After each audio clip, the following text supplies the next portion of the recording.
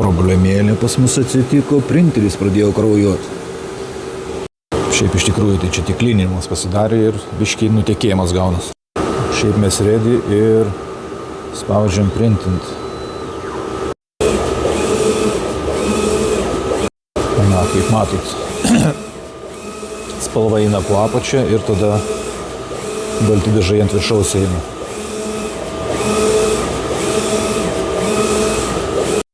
Tada visas šitas eis čia per apačią, per tuneliuką, per klėjus, tie klėjai per visą šitą mašiną išsilydys ir išeis transferiai tokie, kuriuos vėliau galima užspaust su heat pressu ant maikučių. Šitai per klėjus pereina, nusimuša, kas per daug yra ir eina per tunelį ten, kur visi klėjai meltina. Ir rezultatą pamatysit už 1 sekundės.